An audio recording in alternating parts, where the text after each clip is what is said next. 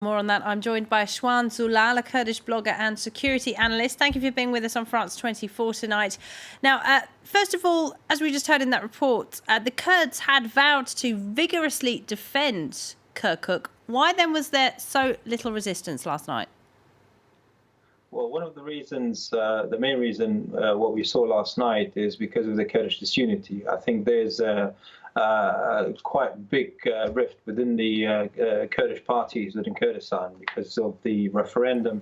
Was when the referendum in June was announced, there was a lot of disagreement within different Kurdish groups. And if you go back 2 years before, the Kurdish parliament was shut down because of the rift about the constitution and the presidential terms and so on. So these been sort of brewing, all these resentments and disagreement over how to handle this has been growing ever since. And two nights before the referendum, we saw in Kirkuk there was a sort of an effort by various groups within the Kurdish party, especially the PUK, trying to stop the referendum because they knew from what they heard from the international allies like the US, France, and UK, as well as from Iraq and Iran and regional powers, that if the referendum goes ahead, Kirkuk will be a target of Iraqi government and they will support it.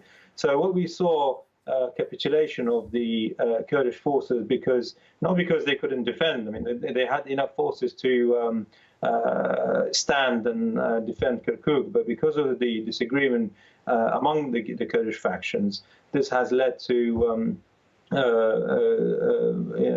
what we saw last night and this morning. And yes. Yeah. So what happens now? Because this disunity, as you call it, this division between the Kurds seems to be threatening the dream of an independent Kurdish state. And if the results of that referendum are to be believed, there was an overwhelming drive for the Kurds to have their own states in Iraq. What is happening? Is this going to tear those dreams apart? I think the referendum from the start, although, I mean, every Kurds, I mean, there's always these caveats. I mean, every Kurds dreams of a Kurdish state. There's no doubt. I mean, you don't need a referendum to find out. If whoever been to Kurdistan or spoke to Kurdish people in Kurdish region, they know that every Kurd wants, almost every Kurd, I can say more than 95% want independent Kurdistan. But this referendum was a sort of political ploy by the current sort of government in Kurdistan region. I mean, if we look at the last 2 or 3 years, the government have failed to provide salaries, failed to reform, failed to unite Peshmerga forces. Yes, there has been some unification of Peshmerga forces, but that hasn't really translated into institutions and strong sort of army and so on. So by sidelining various groups within the Kurdish political scene, this has, everyone was sort of expecting this to sort of blow out at some point, whether there was a referendum or not.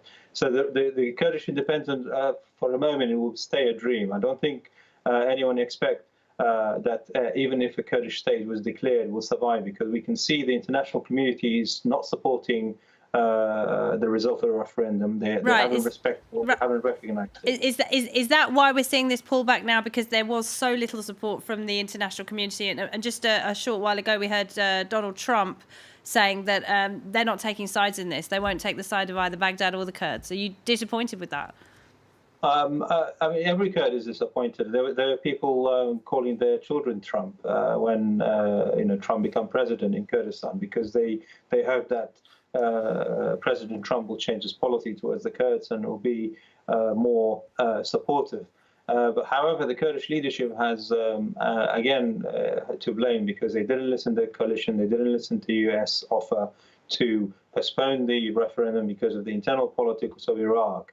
So in some ways, it's very disappointing to see that the US and the other allies who've been depending on Kurdish forces and Peshmerga to fight ISIS are turning their back away. But on the other hand, the Kurdish leadership has its part in this, and they're as much to blame for what's happened last night. And let's not forget what happened last night. It didn't happen just because Iraqi government wanted it. This happened with agreement with the regional powers plus US and other coalition forces.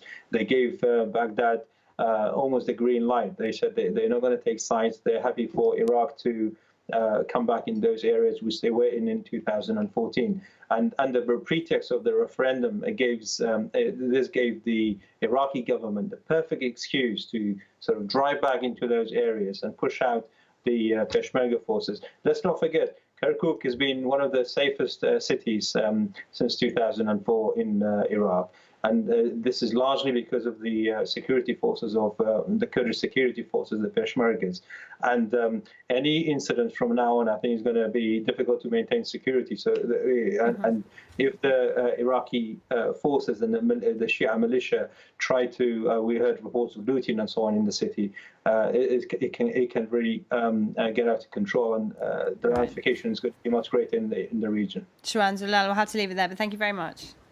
Thank you. Now, the back and forth between Madrid and Barcelona continues after